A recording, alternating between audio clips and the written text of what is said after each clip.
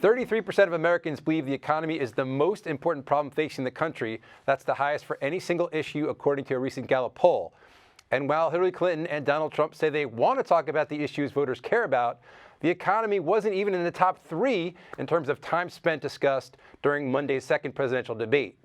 Joining me now to discuss the economy and the campaign is Michael Porter. He's a Harvard Business School professor and the co-chair of the U.S. Competitive Project. Professor Porter is the co-author of a recent report on U.S. competitiveness entitled Problems Unsolved and a Nation Divided, which concludes, quote, "We believe that dysfunction in America's political system is now the single most important challenge to U.S. economic progress." Professor Porter, so I'm guessing you didn't hear anything in either of the first 2 debates that gives you any hope that we're going to have a better conversation about this? No, unfortunately, I haven't. I mean, the second debate was significantly worse than the first debate in terms of the economic content. All the general dialogue is the same. It's sort of mutually inconsistent views on whatever economic issues are discussed, rather than a more sophisticated understanding of our problems and what we actually need to get done. Unfortunately, this is too important for these candidates to be talking about it in this way. But it's the pattern that our political dialogue has evolved to over the last a couple of elections. You wrote that tax reform is the single area with the greatest potential to change the trajectory of the U.S. economy and our competitiveness. Why, and what specifically would you change in the code? Well, I think the most important issue right now is corporate tax policy. The U.S. has a corporate tax policy that's completely out of sync with the rest of the world.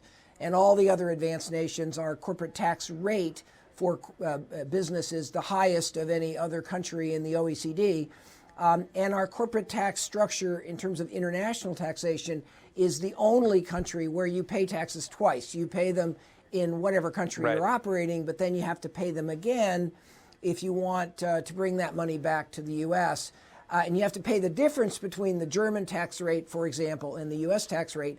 The U.S. tax rate being by far higher than Germany's tax rate and any other tax rate in the world. So essentially, our tax policy is driving investment out of the U.S., and it's slowing down the rate of investment within the U.S., and if we want to get economic growth moving in this country, and if we want to get jobs restored and growing, we're going to have to deal with that fundamental reality. But the political discussion has made that into a sort of a morality play, and each side is pointing at each other. We've known this for a decade.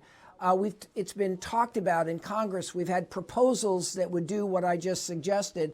But the 2 political sides just can't get it done. Now, there was some discussion of taxes at the debate on Monday night. We're getting rid of carried interest provisions. I'm lowering taxes, actually, because I think it's so important for corporations, because we have corporations leaving, massive corporations and little ones. Little ones can't form. We're getting rid of regulations, which goes hand in hand with the lowering of the taxes. But we're bringing the tax rate down from 35% to 15%. We're cutting taxes for the middle class. Donald Trump has talked about reforming the corporate tax code. Is his prescription right in your estimation? Well, I think his prescription is very simplistic, and it's just a massive drop in the corporate tax rate.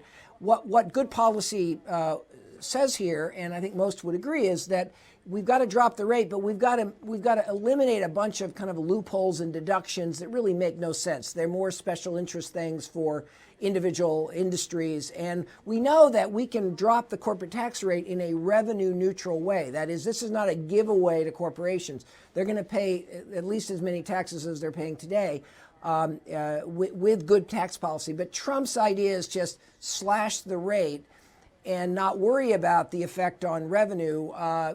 Hillary Clinton is talking about reducing corporate taxes as well.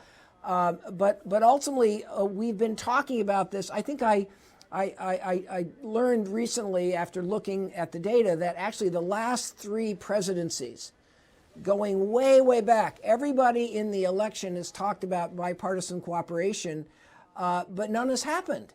So there's something structural going on here. This campaign has taken the partisanship and the division and the unwillingness to find common ground and the unwillingness to see the validity in multiple points of view. It's taken that whole atmosphere of the political competition to the extremes that none of us could have possibly imagined. All right, Professor Porter, we have to leave it there. Thanks very much.